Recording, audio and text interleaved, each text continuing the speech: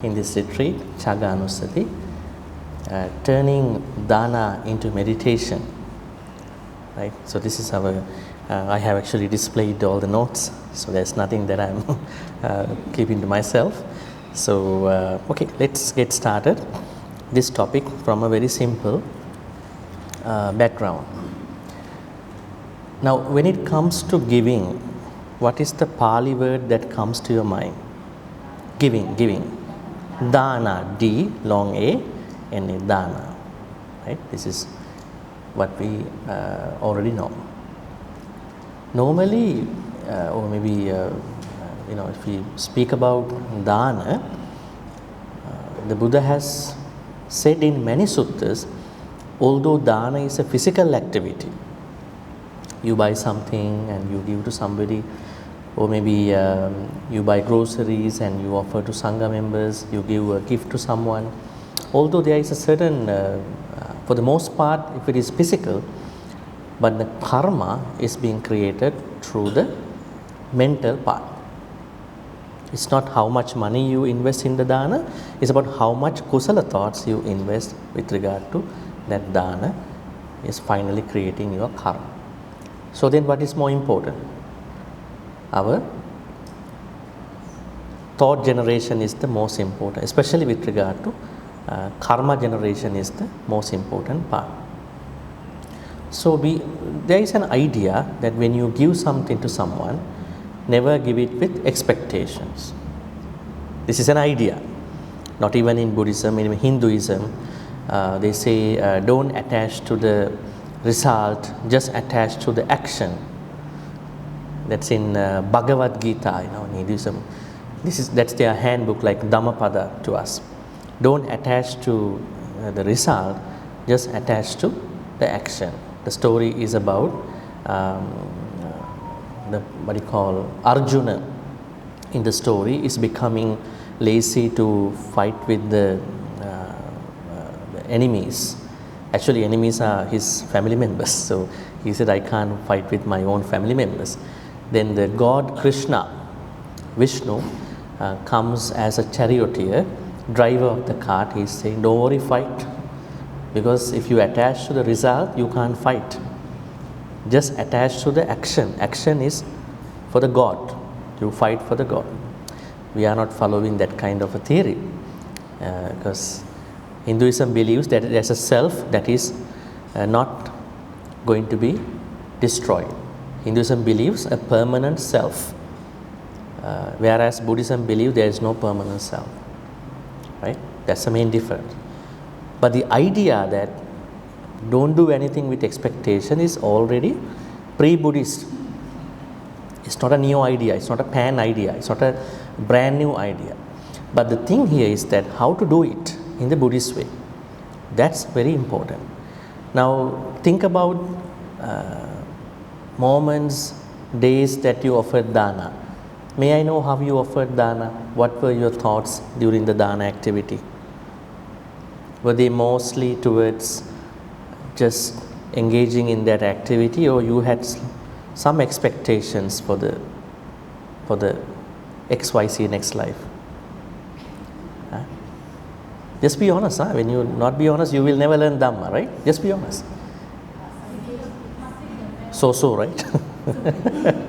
Yes? What I do is when I pray the chant, the first thing is I ask for blessing and protection from all beings to be well and happy and strong.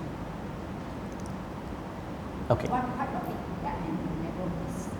Okay. So your main wish is that may everybody be well and happy. Yeah, okay. Happy and safe. Yeah, good. And they all get peace. Mm. What can come to my family, come to me. And also I still pray for those who perish due to the COVID, pandemic. I still pray for them. Okay, good. So what if someone who is very poor has no money to buy food? Many days the person has gone to sleep early just to avoid the hunger. Go to sleep around 8 or 9 o'clock because cannot afford to buy food. in some people's life, those days. If that person can make an offering, dana, what could be his or her expectation? There will be some expectations, right? Because I think I was poor, maybe I have not given enough dana in my previous life. Now I am doing that, so may I be comfortable, at least comfortable in my next life. Is it a bad wish? No. That means this expectation, giving something without expectation, is depending upon the level of that person's life sometimes. So let's say someone who is struggling in his or her life, say, in my life, my family is not good to me. I think I didn't get a good family. They are always picking on me, nagging, complaining, and not supportive to me. I think my friends' families are very supportive, very loving, very supportive. Maybe next life, I want to expect, I want to wish, may I be reborn in a loving, caring family. Is that a bad thing? Yeah, people do that. So I think this expectation idea is very contingent upon the quality of that life. But generally speaking, it's not good to have expectations to do it. Generally speaking, if possible, ideally speaking, that's a good way. Ideally speaking, it's not good to have expectation, but depending on different people's different life, it might be harder for them to come to that point. Right? So, giving dana without expectation part is called cāgā. That is cāgā. But normally many people engage in dana only. They might not be able to go to cāgā depending on their situations. But there are some people who have everything but still expecting things. That's not a nice thing, right? Because then you are kind of bothering your vipakas quality. The Buddha says in many suttas that you have to take care of your thoughts before you give something to someone, during the time you are giving something to someone, and after you give something to someone. What do you think? Are people maintaining the same mindset before, during, after? Have you seen some people, they even want to take things back again, Have you seen those people when they are into arguments? I want to take my things back. Right? Why? You are not deserved for this thing. I want to take things back to me. So that means they are ruining their kusala thoughts, right? Earlier they gave, and then later on they think, no, you don't deserve that. Revenge. These mental states bother our dana as well. Not that you buy something and give to somebody. So there are a lot of situations with regard to dana. Sometimes there are people who want to pester other people, asking, have you got this watch? My friend, it's a gift, giving gift to another person as a gift, also dana, So you are trying to pester that person, you have to give it to me, right? So the Buddha said we should never engage in such actions. Remember, there was a monk in a story, that monk went for pindapata, right? And then that day he went to a house, and the lady in the house came out and then said, no food today, sorry about that. And then now she noticed that the monk doesn't want to move out of the place, so he's still there. So that means she has to go find food from somewhere. And then she went somewhere. During the time, the monk went into the kitchen of the lady, and he saw everything in the kitchen. Rice, sugar cane, lot of things in that, and jaggery. And when she came back, she said, I couldn't find anything for you, so sorry about that. He said, I knew it. I knew that before I came here. She asked, how? Before I left the temple, I saw a long cobra, just like the sugar cane hanging in your kitchen. Oh. And then at that point I was scared, and I grabbed a stone just to scare off the cobra, that stone is like the jaggery in your kitchen. And at that time, cobra got scared too, and I saw the cobra's teeth. Those teeth are similar to the rice in your kitchen. And at that point, something came out of the cobra's mouth, kind of a discharge, and that discharge is like the ghee in your kitchen. And she knew, I can't fool this monk anymore. And she went inside, she prepared something and offered. But when the Buddha knew this incident, he said, never ever push devotees to offer something. Except they want to offer something to you, that's okay. Donations, money, food, anything. Right? So that's why I'm saying that this is this dana activity, and then offering, receiving, giving, receiving, there are a lot of things to look at. It's not that somebody buy and give and then somebody else is taking that after that. So on the devotee side, devotee was dishonest with regard to dana, and then the monk was smart, brainy, and then he pushed her to give the dana, but that's not a good dana, right? So that's why we have to look at the pre-dana situation, during the dana situation, and after dana situation. So Buddha said that if you can keep the kusala thoughts at a certain way, similar way during those 3 times, that's a good dana. How to keep kusala thoughts consistently? It is by bringing alobha, adosa, amoha, that means generosity, cāgā, and then loving kindness, metta, and then wisdom onto that. So that means whether you want to give it by dana way or cāgā way is a choice, right? So there are many stories that we can learn. So what we need to understand with regard to cāgā is giving up is important. May I know how to give up? Especially with regard to a dana. How to give up actually? Please repeat the question. May I know how to give up when it comes to dana? Give up. Normally you give. I'm not sure whether you give up. So I'm asking. So if you are saying that you may have given up, so I would like to know how you gave, how you given up. So given up 2 things, dana, cāgā. Right? So if giving up, which is called cāgā, which is what we are meditating on today, happen in your dana journey, how have you given up? Not even giving something to sangha members. We are generous, we are supposed to be generous at all times, right? So if cāgā happen during your dana process, how it happen in your that dana journey? What you have to overcome to give up?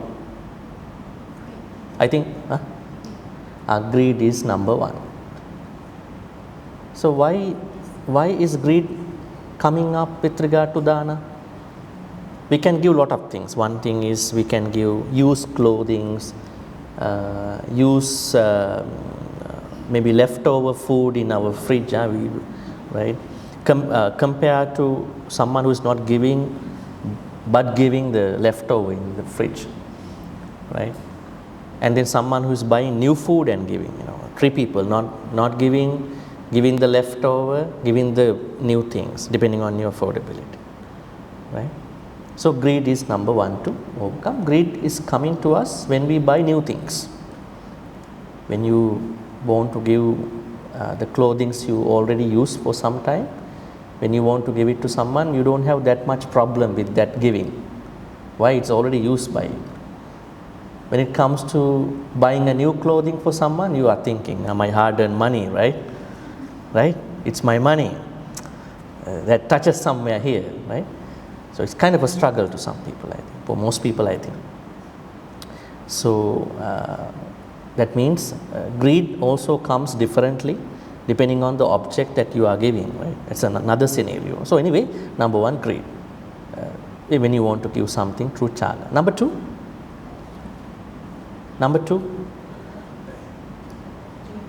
metta. Metta. Give with metta. But we have choices, preferences when it comes to giving, right? When you are trying to give a gift to someone, do you have choices, preferences? That means you give the same thing to your mother and then to somebody else? Your girlfriend, boyfriend, husband, wife, same thing to other man, woman? I don't think so, right? You are having preferences. When you want to give something to a loved one, you want to increase depending on your budget about that gift, right? That is what is happening. Then for other people, you are looking at from a different budget situation, right? I mean, what you're going to give. But how to give with metta?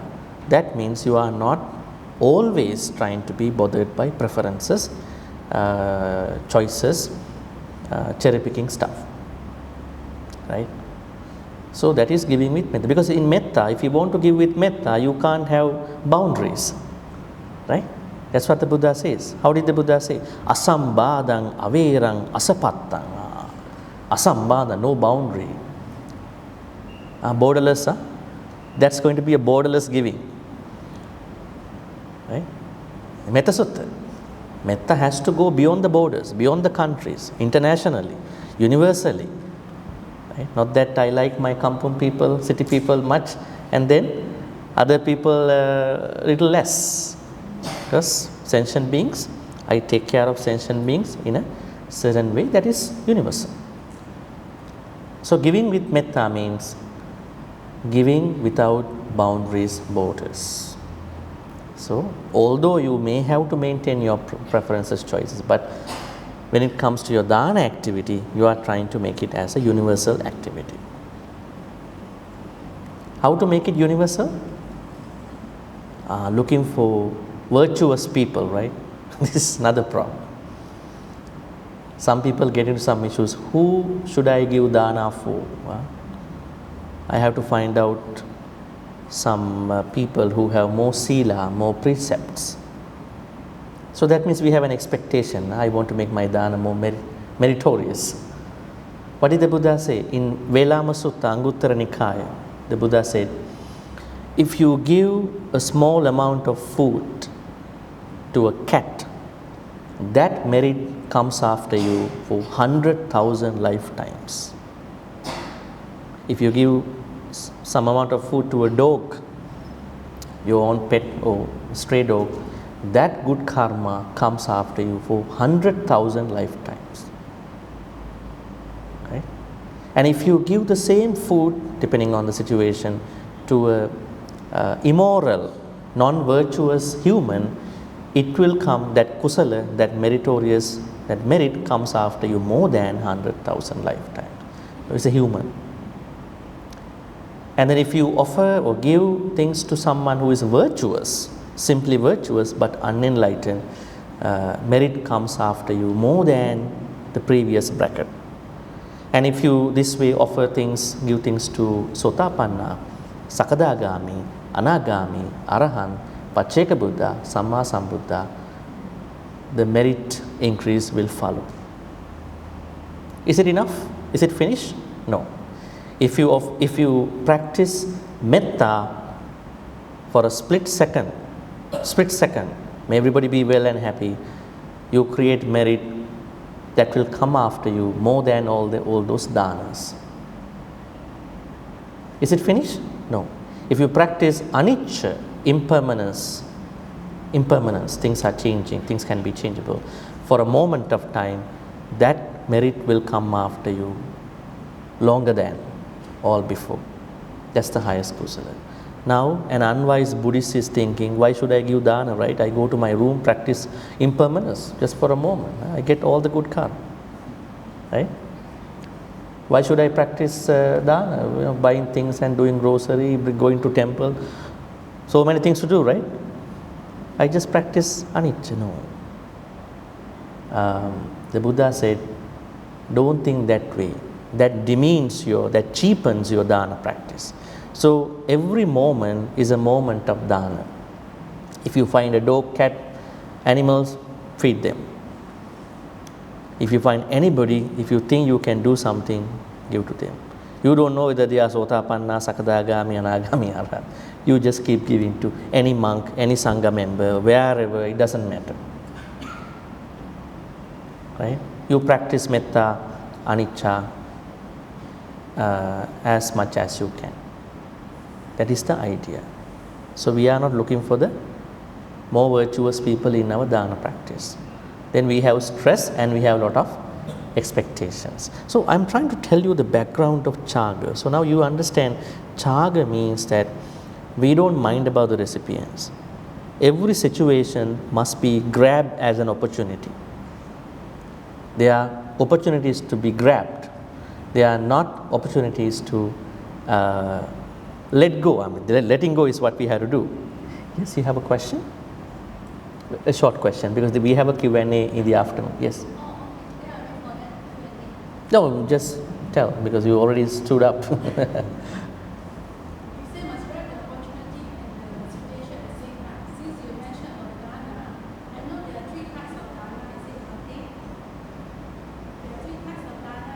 What kind of dana are they?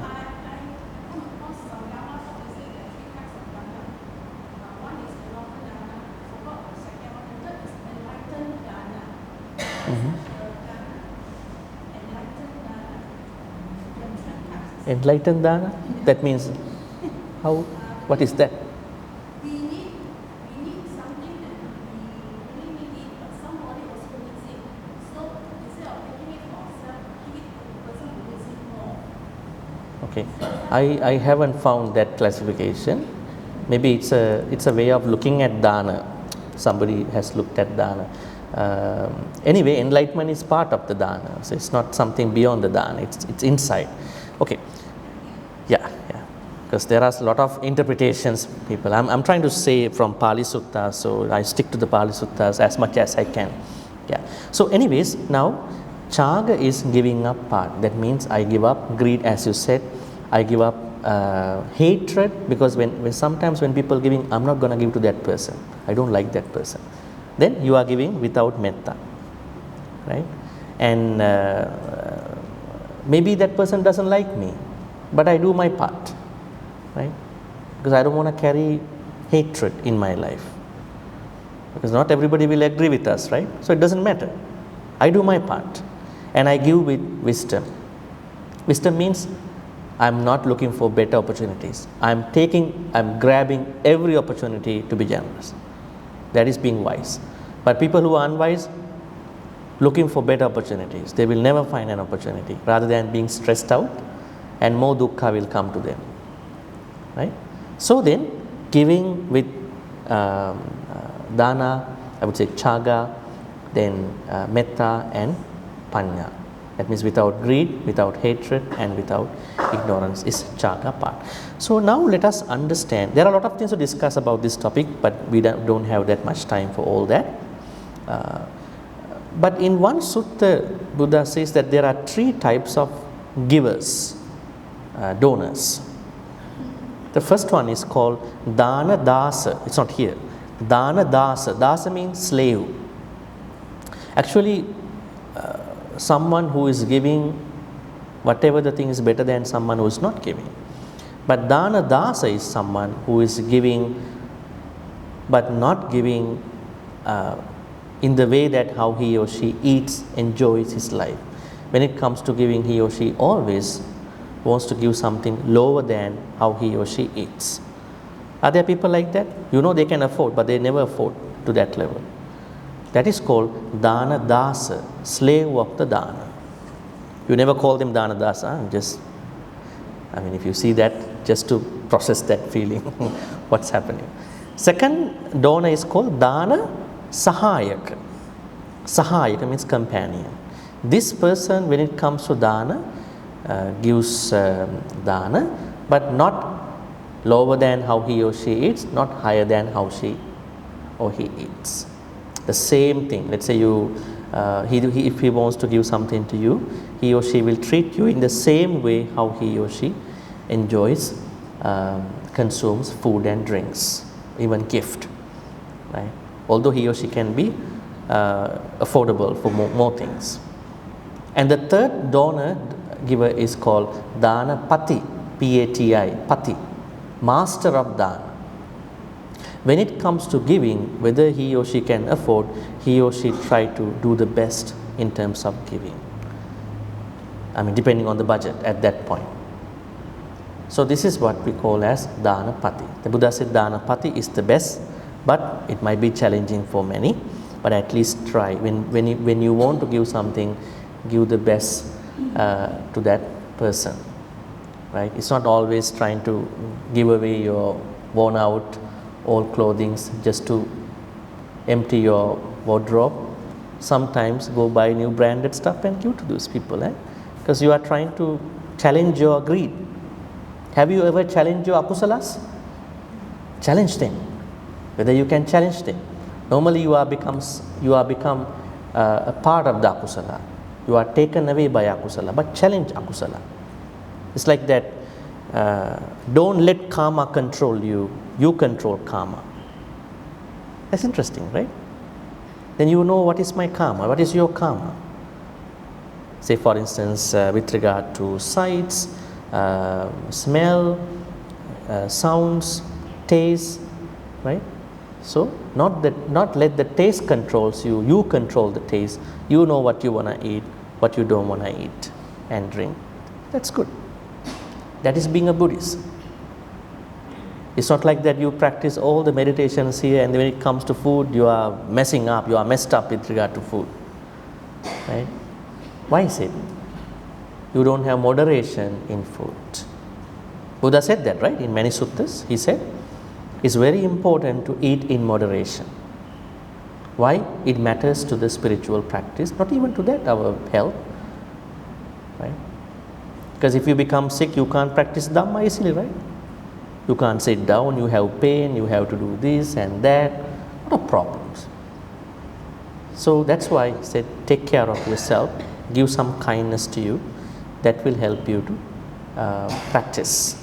So anyways, there are 3 types of donors. So the Buddha asked, try to be at least the second one or the third one. So in the morning I shared with you this Cāgānussati, that means giving up. Giving and then giving up. First act is giving, then giving up. Monks, nuns cannot do that for you. They will accept your giving. You have to give up. You have to give up any greed, hatred, and delusion with regard to your things, right? That is your part. They can't help at that point. You give and then you give up. Very interesting, right? Give and give up, right? It's not like give and take, right? Give and take something. Next life I will become this and that, right? Yeah. So then we understand giving up part is the cāgā part. And this giving up of dana, any expectations with regard to dana, has been taken as a meditation. It's called Cāgānussati. It was given under Mahanama Sutta, Anguttara Nikaya's 6.10. Okay, 6 Anussati. Cāgā means, you can see, give up, let go and renounce. Okay. Now I have a question. Why is it difficult to let go certain things in our life? Forget about dana things. Certain memories, perceptions that we have had in our life. Why is it difficult? Sometimes for some people. It is because attachment. Yeah, emotional attachment is one thing. And then second thing is they are mindful, that's why they go back to the past. Right? What is wrong with them? They are forgetting about the most important advice the Buddha told us to find happiness in our life. What is that advice the Buddha gave to us? One day, some people came to see him and they saw other monks before the Buddha. And then those people commented on the monks saying, Bhante, when we go to other religious temples, we can see the monks and nuns are very unhappy. Unhappy means in their own practice. They don't eat, they don't wear clothing, they are smelly, and they are emaciated, they are pale. But when we come to your temple, they look very happy. They look very happy, because if we want to be happy, we want to see your monks are happy too. If they are not happy, how can we get that contagious happiness from them? We are learning from them, right? If they are not happy, how to be happy in this temple? From their talks.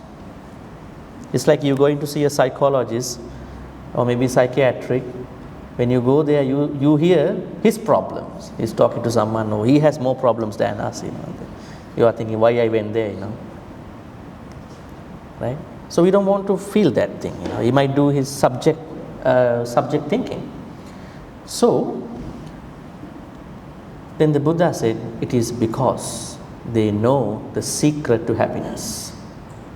What is the secret to happiness? The Buddha said, they managing 3 times properly: past, present moment, and future. That's why they are happy. So how to manage the 3 times? Do we all have a past? Do we all have a present moment? Do we all have a future? Is time real? Now 10:19. Is time real? Time is an illusion. Right?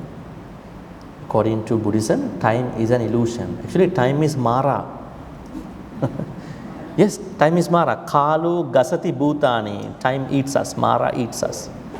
If time is real, then we have to take one time for all these time zones. It's like practicing Vikala Bhojana. Practicing Vikala Bhojana precept in a 17-hour flight. What is my time to eat? Tell me. You're taking 8 precepts before you boarding a flight, 17 hours flight. Where's your time? Huh? Which time is yours? Pacific time, Atlantic time, Hong Kong time, which time is yours? Time is an illusion. But the precept called Vikala Bhojana has a different meaning. That means it helps us not to eat too much.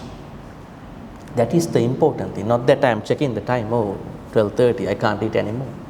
But today we are practicing that. But in normal life, it helps us to watch our eating habits, compulsive eating habits. Because normally you go to kitchen, open the fridge. How many times you are opening the fridge every day? You don't want to eat. You are full, but you still go and open the fridge. On the way, on one hand, you are consuming a lot of energy of the fridge every time you open the fridge. On the other hand, simply because there are food, you want to eat something. So that will have a certain discipline with regard to the Vikala Bhojana. Right? So that is how we understand that part. So the Buddha said, these monks are happy because they have the right attitude with regard to the past. What is the right attitude with regard to the past? That means they have let go the past. Right? That's what it says. Otherwise, past must be holding them back. I said, okay, no one is perfect in this life. That is the beauty of life. Right? No one is perfect. Nobody wants to be perfect. Nobody should be perfect.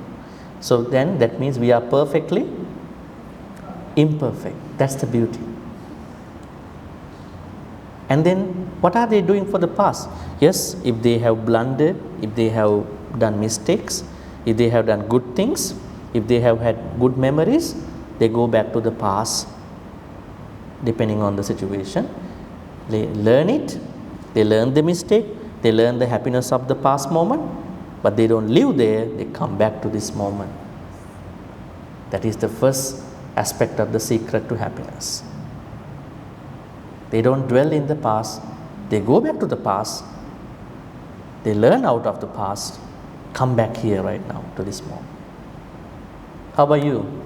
When you go to the past, are you coming back or you are living there? Coming back. Huh? Supposed to be coming back, but maybe I was sometimes really, I feel I'm so blessed. Why do I get things done so well? So I think to myself, I say, thank you, past. Yeah, I do that. it's better to be coming back. So that's number one. Whatever the things happen to you in your life, problems, challenges, rejections, disapprovals, denials, you go and happily look at it. If you want, come back here. This moment is important. And then what about the future? What was the attitude of those monks with regard to future? Don't they plan ahead? No, they do planning ahead. But they don't live in the future. They plan for the future, but they don't live in the future. Because this is the moment that I have to spend. So they are learning from the past, not dwelling in the past. They are planning for the future, but not living in the future, because past has gone already, future has not yet come.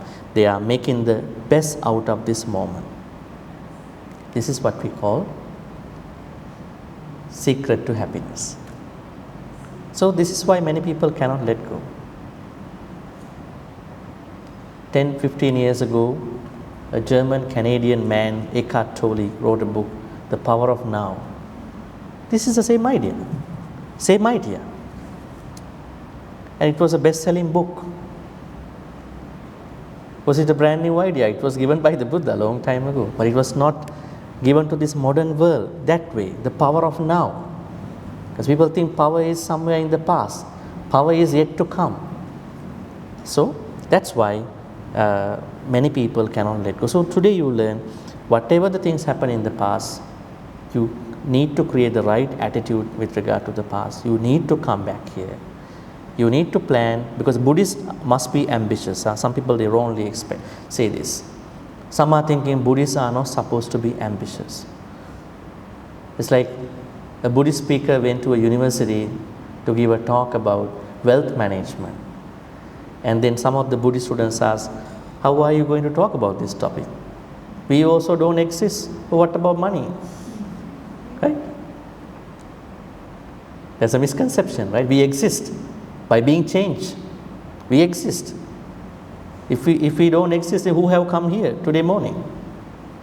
Is it a spirit of somebody? No, we are existing, but being changed. So Buddhists are supposed to be ambitious. I always make this thing, in Buddhism, we might be born as poor, but we cannot die as being poor. Because Buddha has told us how to do well in the finances, wealth management. It depends on you, how you're going to make it happen. But you can't die as being poor. You should be able to balance out your income expenses and take care of your finances, maintain. There are a lot of suttas about this subject. But unfortunately, you may have studied very high-end philosophical type of suttas where things are always going to be pessimistic. Yeah? Those suttas are for monks and nuns.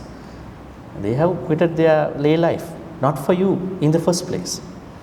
So, this is why you need to plan ahead by understanding impermanence, craving and all that.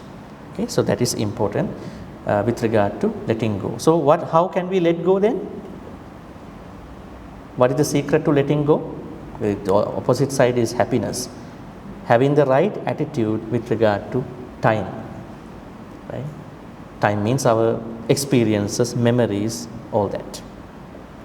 Why to practice Cāgānussati? When you practice Cāgānussati, that helps us ease greed, hatred, delusion. Actually, there are two words here, Maccharya and Lobha, you can see here. This is Maccharya, this is. May I know what is the difference between Maccharya? These are with regard to not being able to let go. There are two problems with regard to not being able to let go. Two problems. One is Maccharya, one is greed. I think greed is very understandable, like you are greedy, you don't want to give. But Maccharya means, it's a part of Cāgā. Maccharya means stinginess, right? Stinginess, there are many translations, avarice, miserliness.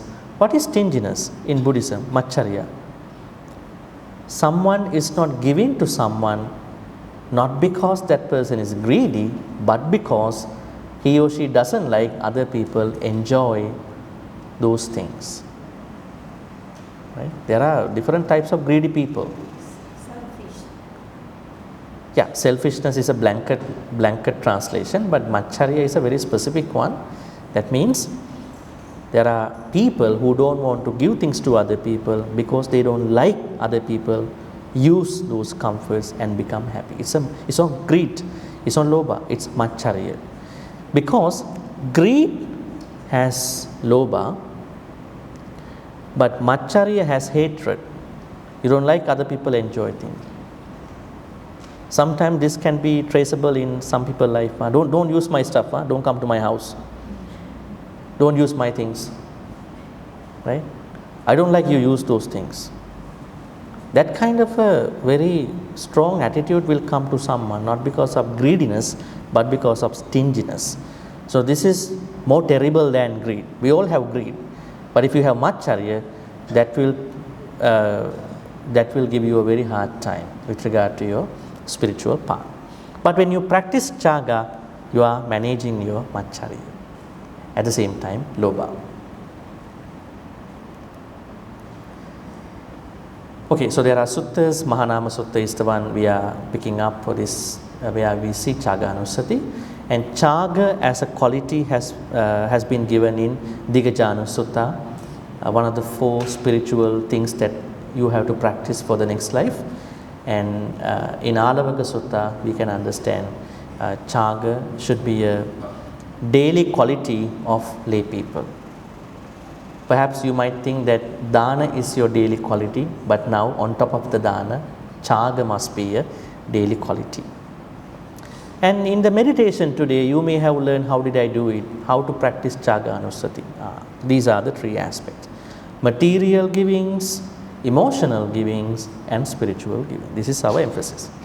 Now, material givings, I think most of us can understand material givings. You may have given a lot of things with regard to Sangha members, or in your personal life, you may have given material stuff. Emotional giving, what kind of emotional givings have you done so far? Number 1 is patience. To work with a difficult person, we have to be so patient, right? Why? If you are not patient, it's very difficult to deal with many. It's not your problem. The problems that you are facing in your workplace, in your family, with regard to your spouse, children, society, we need lots of patience. And forgiveness. This is the other problem. Now, when we want to let go things in the past, we also bring, when you see people who have harmed you, when you see people who have done things that are not nice to you, then should we just leave them in the past where they belong, or should we have to finish a little bit of that problem and then come back here? What should we do? I don't want to go back to my past because I have lots of animosity, problems, problem makers. No, the Buddha said you have to have an attitude with regard to that. Fix the problem a little bit at least, because otherwise problem will keep coming to you. Forgiveness. How to forgive this actually? Some people don't like to forgive. Why? They think if I forgive, they are not going to be remorseful about what they have done. Right? This is what they think. You don't have to tell them I am going to forgive you. Right? You don't have to tell. But you forgive to yourself, because I don't deserve this pain to carry in my life. So for the sake of your well-being, you have to forgive for yourself. You don't have to talk to those people. Maybe they have already passed away. They don't stay with you anymore. They have gone far. Right? So forgiveness is the solution to a lot of negativity. If you could do, please do that. Then you can completely let go. Completely practice Cāgā with regard to the past. Some people, time to time, they want to go and then open that negativity, close it, come back here again. Another day, go back, open the problem again, come back here. And then during that time, creating some animosity, hatred. Why are you opening up? Just sort it out. Solve it a little bit. You may not be able to solve it in one day. At least you try to bring this forgiveness aspect. Come on. And then what are the other emotional giving? Love. This is important, right? We are emotionally attached to different people, starting from mother, father, right? That's why the Pāli word, what we understand by kāma, is not just attachment, what you call attachment. Emotional attachment is embedded in the desire. But the problem is clinging. Clinging is the problem. Clinging means upadana. Because you are emotionally attached to your mother, father, you have to take care of them, whether they are okay or not. Whether you are emotionally attached to your spouse, you have to take care of them. That is a form of being grateful to their contributions in their way. But never cling to them, never crave for them. The moment you start clinging for your spouse, your people, you start creating attitudes of manipulation, controlling, and you are not happy every day because you want them to behave the way you want. So create some buffers, emotional buffer. Otherwise you will be struggling a lot, right? So love is important because Buddha asks us this pema, P-E-M-A, pema means the love towards the Buddha is pema mattang, sineha mattang is important. But we are not doing it in the way how normal people do it. You know, we have to understand that gratitude comes from some amount of affection. But that affection should be void of clinging and craving, right? So, and time. Have you ever given lots of time or time towards other people in your life for the last 10, 20, 30, 40 years? Are you happy for giving that time to them? Are you happy? You given the time to the right person? Or you think they are energy vampires? They taken my energy, I think I should have given that time to somebody who deserves more than that person. We don't always make good choices, right, in our life. We are putujjana, right? So it's okay to be a putujjana, but we are supposed to have the right attitude with regard to energy giving. I would say time giving here, the time. And then when some people, they are not happy, they are saying, see, I have been giving a lot of time to you for the last 20 years, now I worry about that time, right? They made the wrong choice.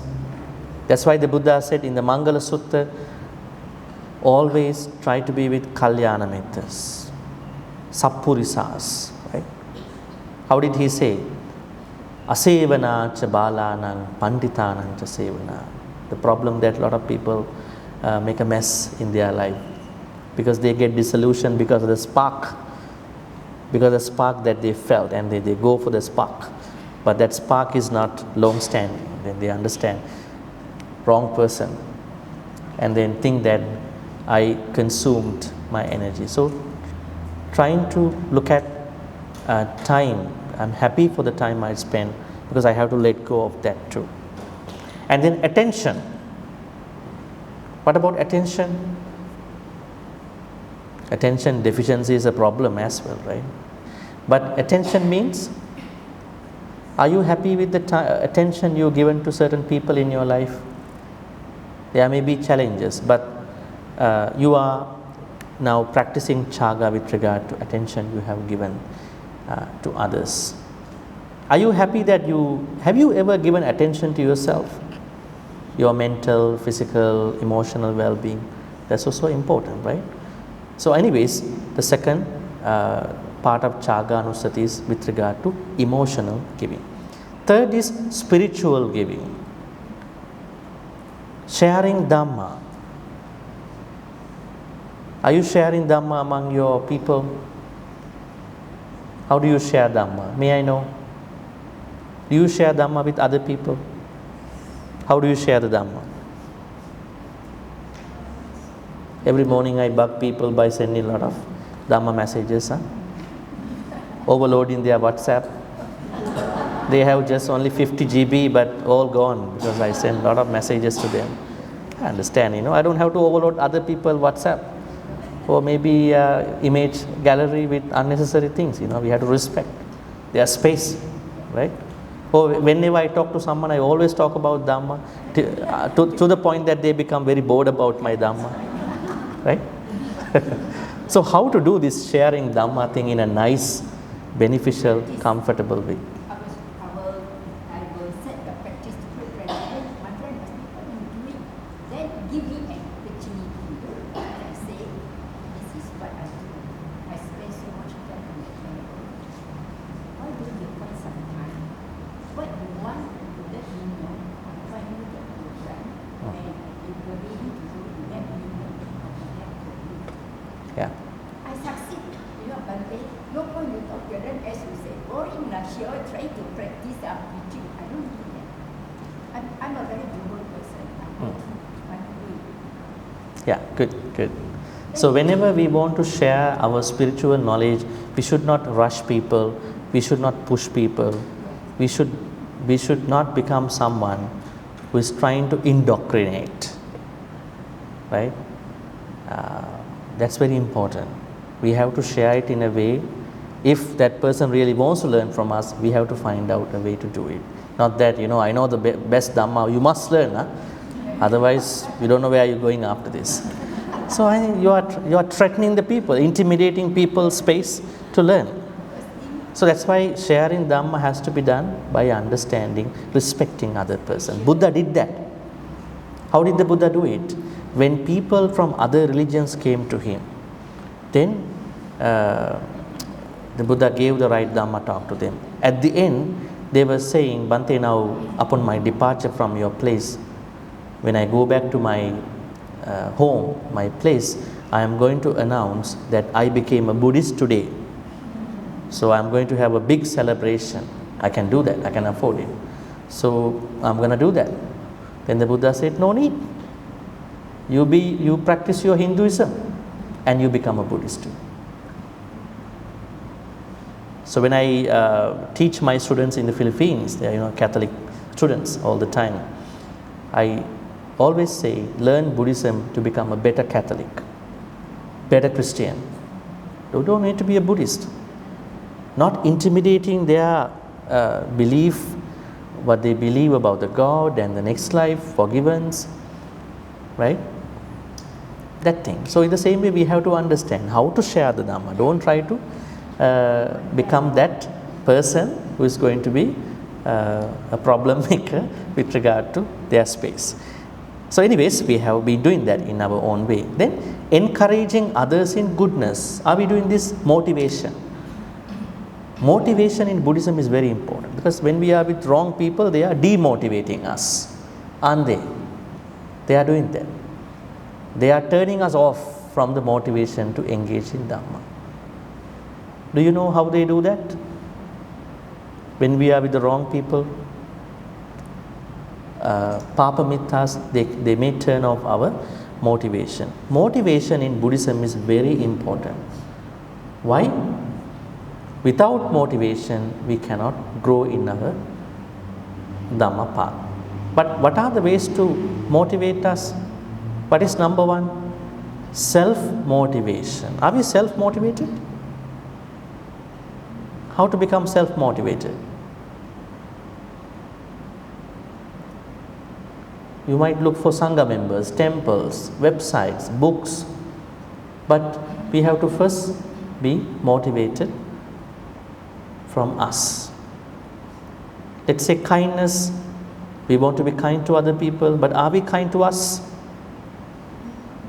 Have you ever said to yourself in the morning when you wake up, may I be kind to myself?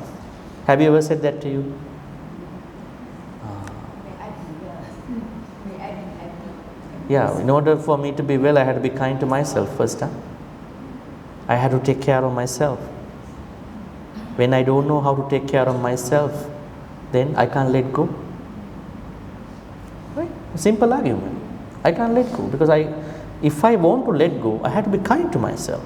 So why don't we make this affirmation when I wake up, before getting up? May I be kind to myself. Self-kindness. A lot of people think in Buddhism we are doing things for other people for the most part. No, we have to start from us.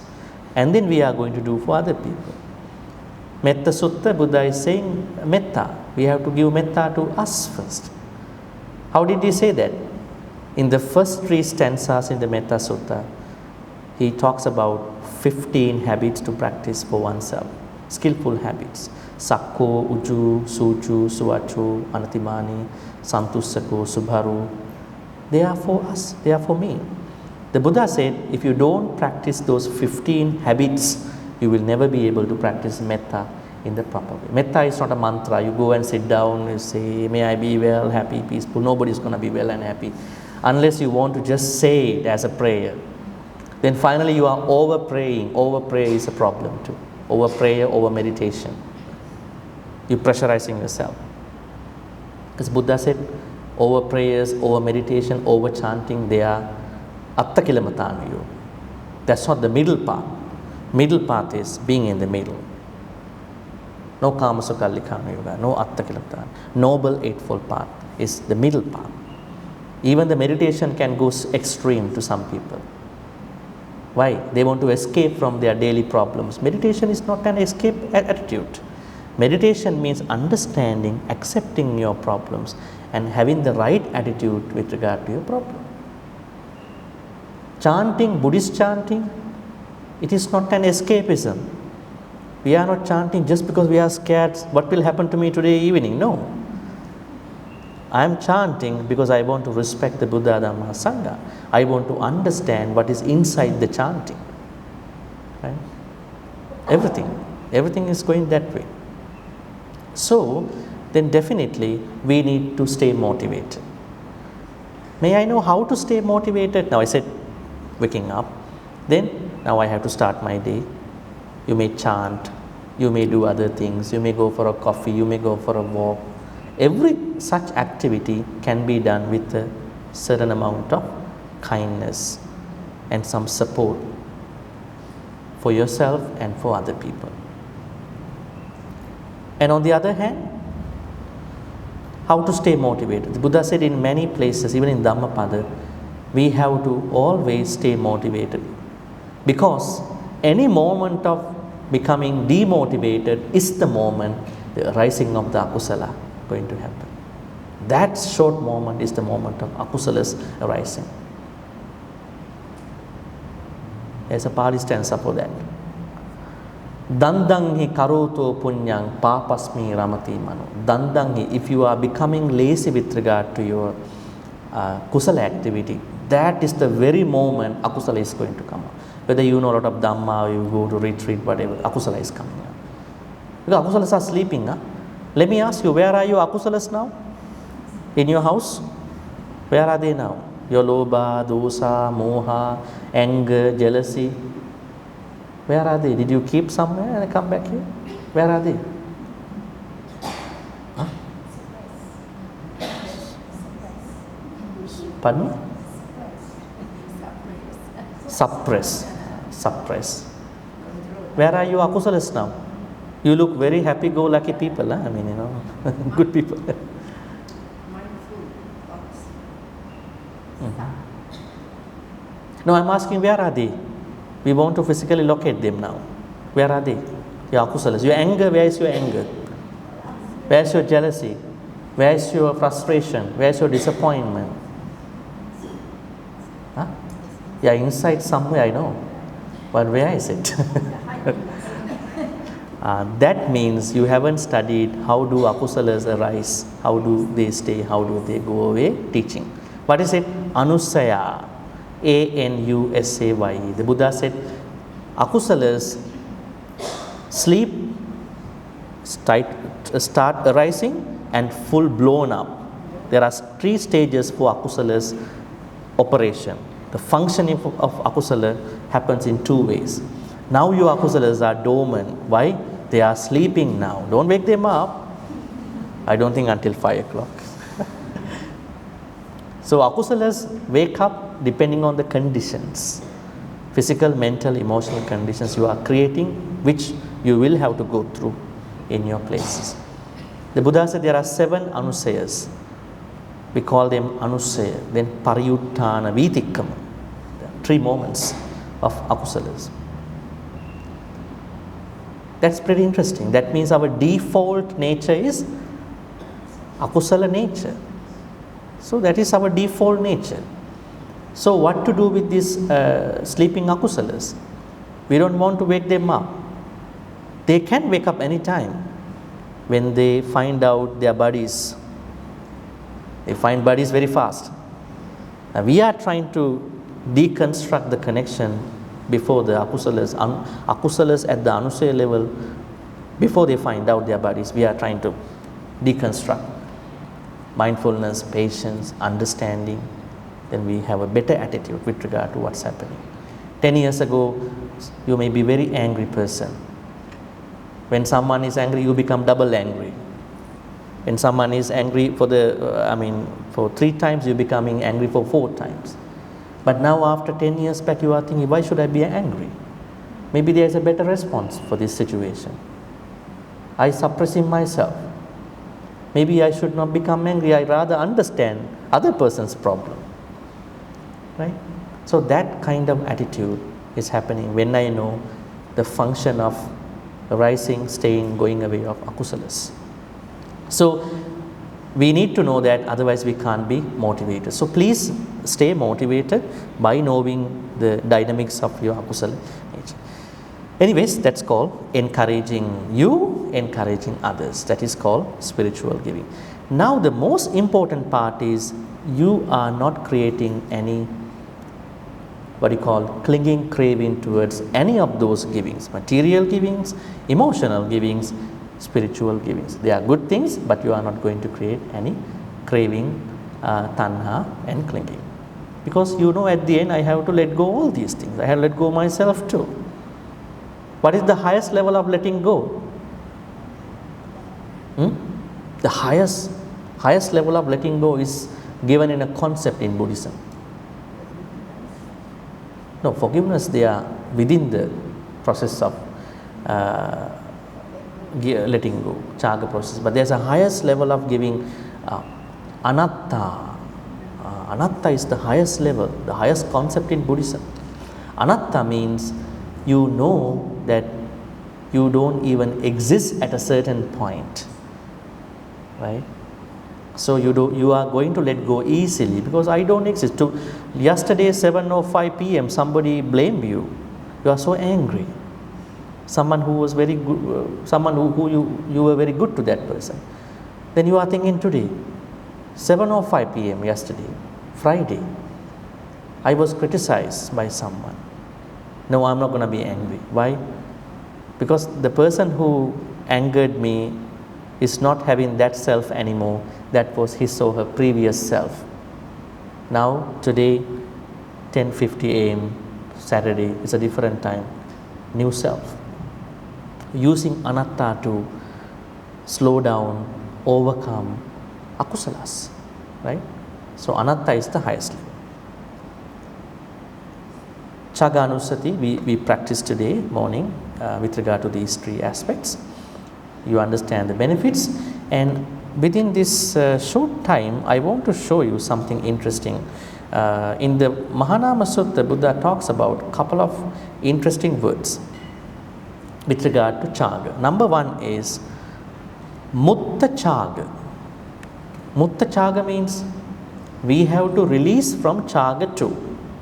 Mutta means release. How to release in giving?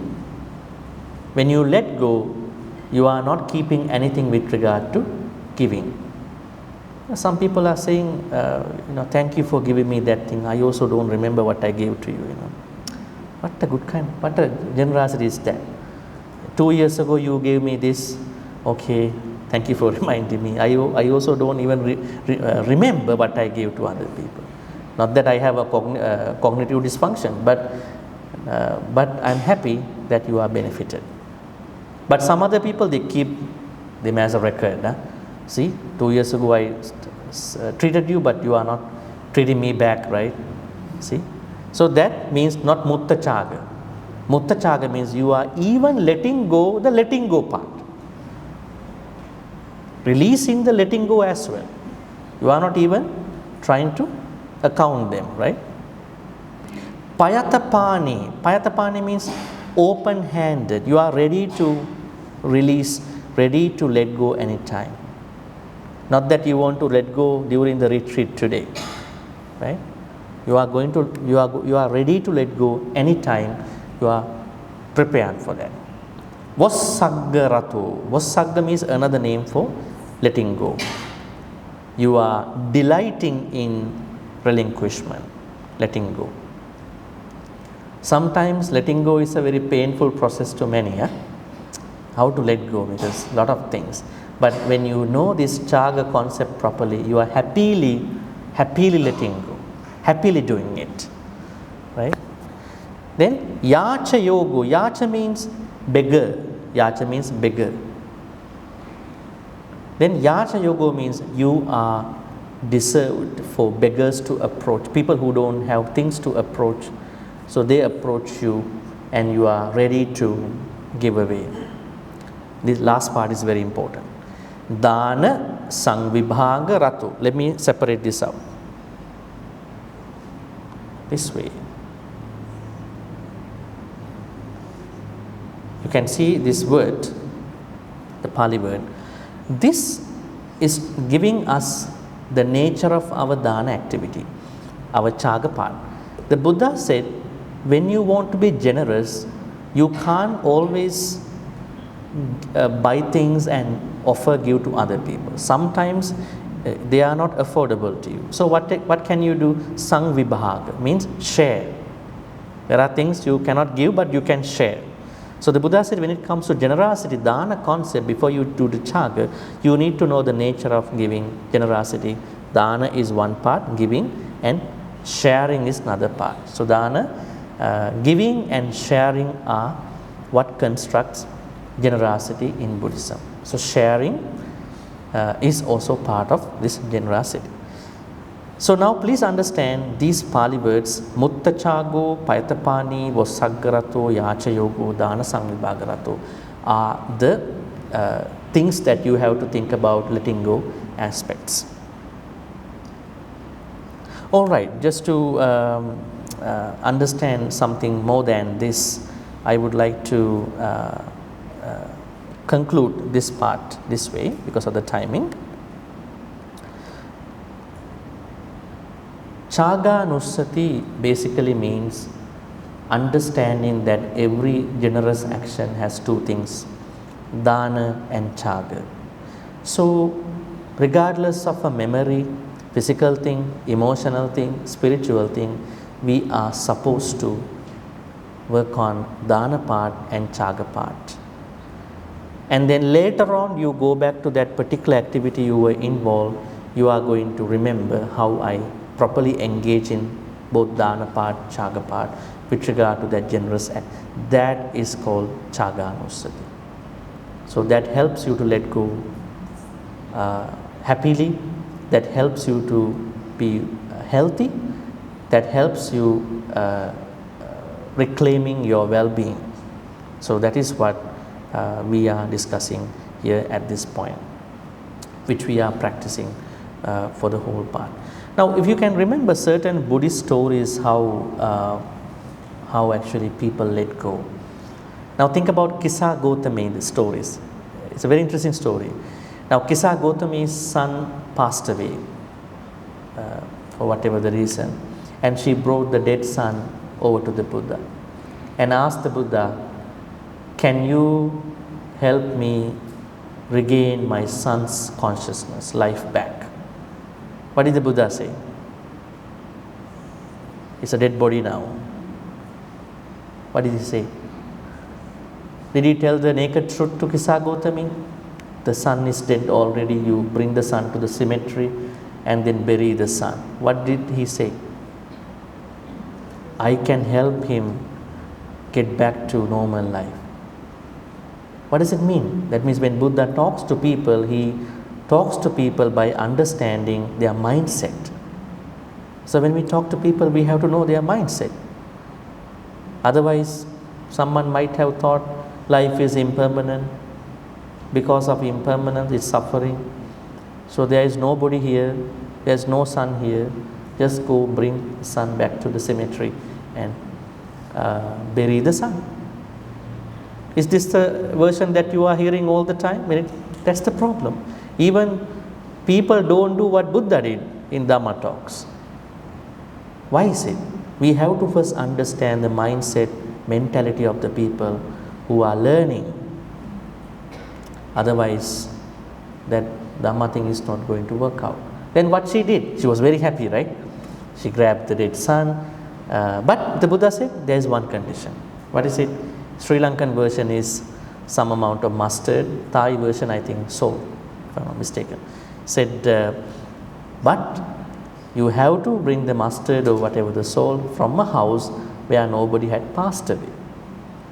She didn't mind about it because she wanted to get things and bring the son back to normal. And she went to many houses. They were happily giving mustard or salt. Then she asked the question, has anybody passed away in your house? Yeah, well, grandfather passed away, grandmother passed away, wife passed away, husband passed away, somebody passed away. So then she said, thank you, please, I want to return this thing.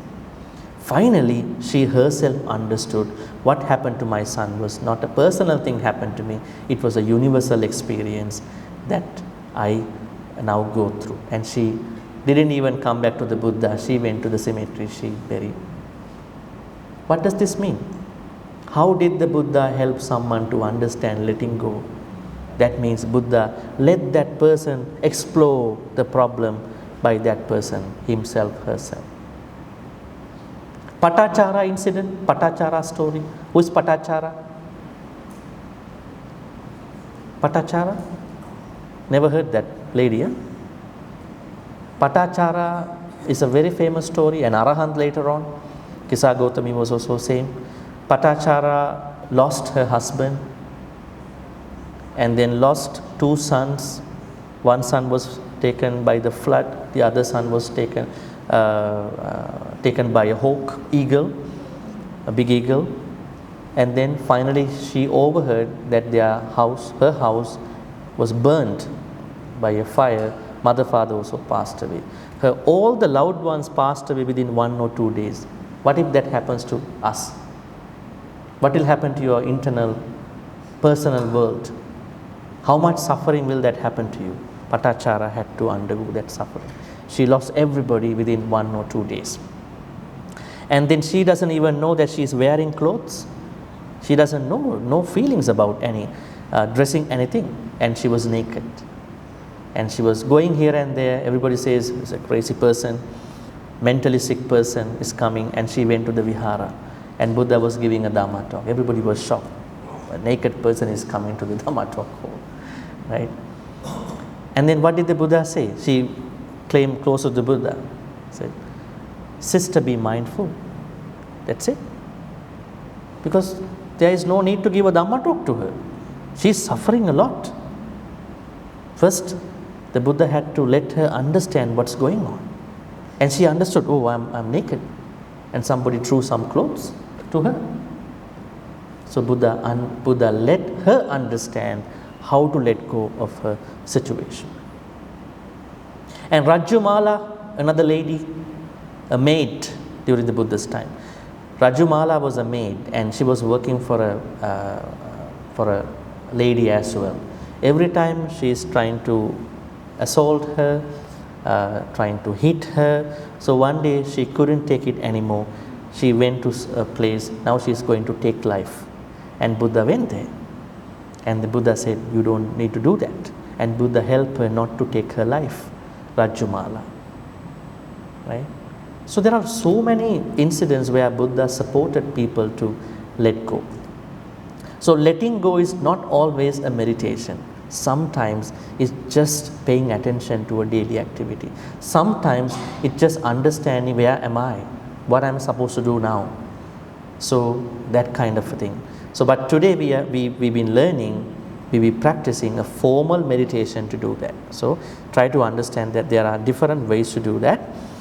And also you need to know that Cāgānussati is something that you need to make through an attitude change. Dana, Cāgā, with regard to generosity. Okay, so with this information, and I hope you have an idea about what Cāgā means. Cāgā is the second thing that you have to do after dana, Cāgā, that includes generosity perspective. So now let us think that may all the good karmas you've been making by learning about Cāgānussati, Cāgā, Dana, Cāgānussati during this Dhamma talk be supportive and helpful for all of us to attain the supreme bliss of Nibbana. Sadhu, sadhu, sadhu. And we have a Q&A from 1:20 to 2:30. That means you will be able